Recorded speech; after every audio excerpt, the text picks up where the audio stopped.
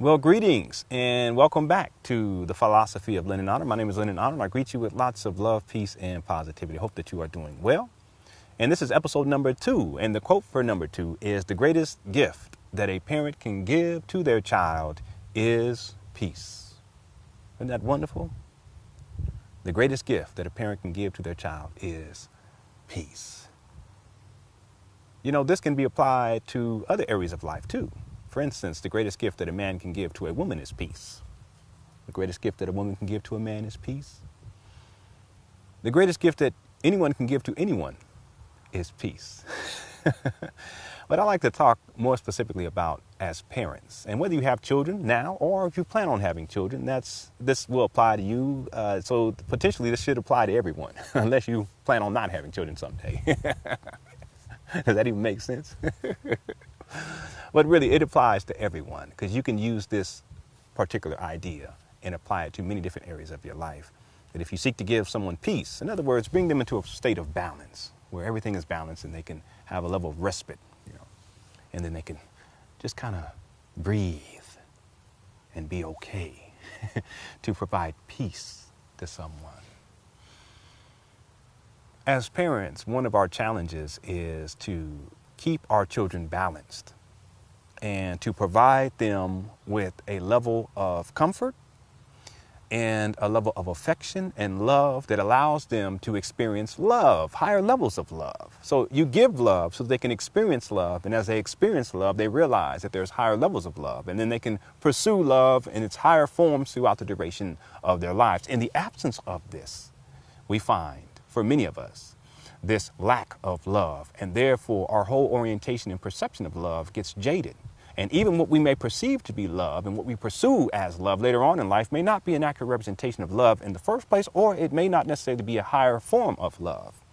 So this is why, in terms of providing our children with love, it's so important. And one of the ways that we do that is provide them with a space of peace. What does that mean? That means that there is no war. There is no fighting. There is no violence. There is no confrontation. There is no arguing. In other words, mother and father do not argue.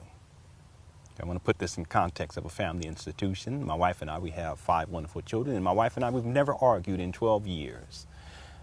Our children have never seen us argue. They've never seen us yell at each other. They have never seen us at war. They have always seen mommy and daddy at peace with each other. And what a precedence to set for our children.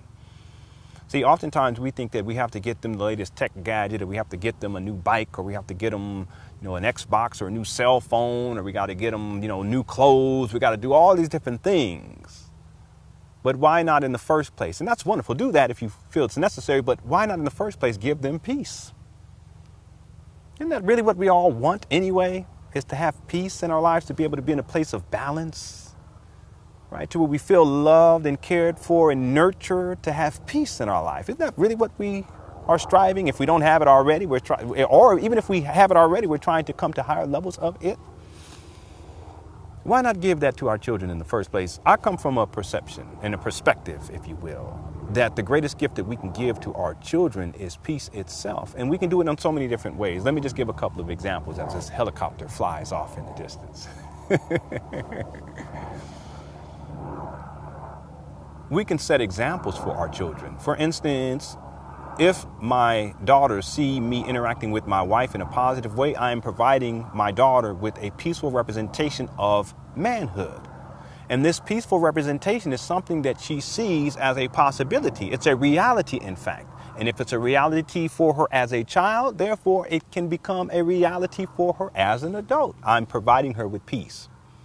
The peace of mind for her to recognize and ultimately realize positive male-female relationships.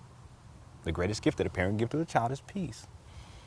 By me interacting with my wife in a positive way, I'm also setting an example and a precedent for my sons, that you can be in a positive relationship with a woman without war. And part of this orientation wherein you're not seeking to be at war with a woman deals with the truth that as a man, in order to be a man and to be perceived as such, one must function to a certain capacity. And as a man, one of our preeminent responsibilities on planet Earth is to protect women. That is providing peace. You see what I'm saying? I'm setting this example for my sons right now. Every single day I'm setting this example. This doesn't mean that I'm perfect and I don't make mistakes. So please, I just want to dispel with that myth. But I recognize that I'm setting a precedence. And I'm providing my sons with the gift of peace. Here is a man who has peace in him. They see their father as a peaceful person. And of course, I'm not always able to maintain this peace, but this is the predominant perception that they have and experience that they have with me. And they get to see this experience play itself out within the context of a male-female relationship, i.e. their mother and their father. So the greatest gift that we can give to our children is peace.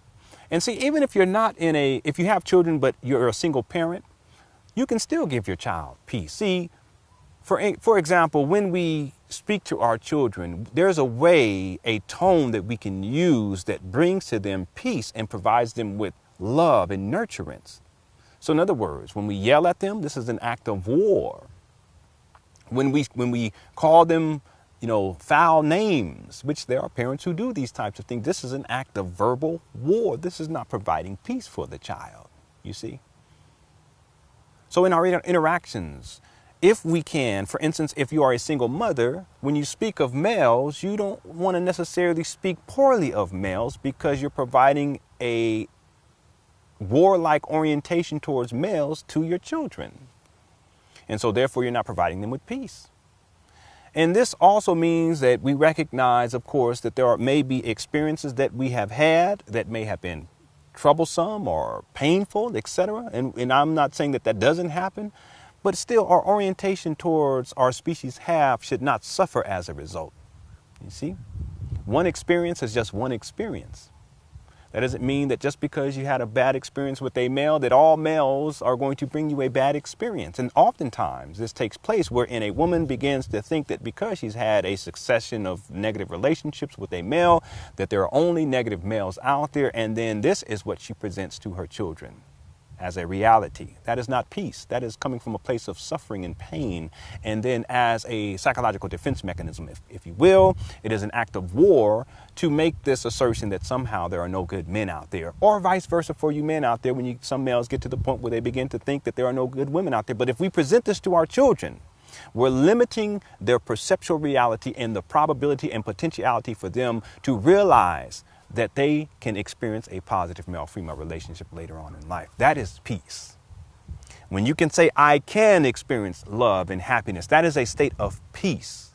When you can say that there are good men out there, that is a state of peace. When you can say there is abundance in the universe, that is a state of peace. When you can say, I am love, that is a state of peace. We can provide this to our children. Whether you're in a committed relationship with someone or you're a single parent, you can do it today. The greatest gift that a parent can give to their child is peace. And so therefore, if we can identify those behavior patterns, those words, the mindset that we may have that brings war upon our children, we can begin to purify that. So anything that is an act of war, that is not bringing peace to the child, we should seek to purify if we want to give them the greatest gift, that is peace itself. Right? Does this make sense? I hope it does. I want to thank you so much for tuning on in to episode number 2 of the Philosophy of Lenon Honor. If you have any questions or comments, post them below. I'll do my best to answer them there inside of the comment section of this video, or I may even do a special video just to answer your question. Okay, so you're more than welcome to ask any questions or any comments. Post them on down below. My website is LenonHonor.com and also LenonHonorFilms.com. I'm on Facebook under Lenon Honor, LenonHonor. And also have a Facebook fan page under Lenon Honor as well. I send you lots of love, peace, and positivity. Remember, the greatest gift that a parent can give their child is peace. And the greatest gift that I can give to you is peace. The greatest gift that you can give to the cosmos is peace. My name is Lenon Honor. Until next time, please take care. Peace.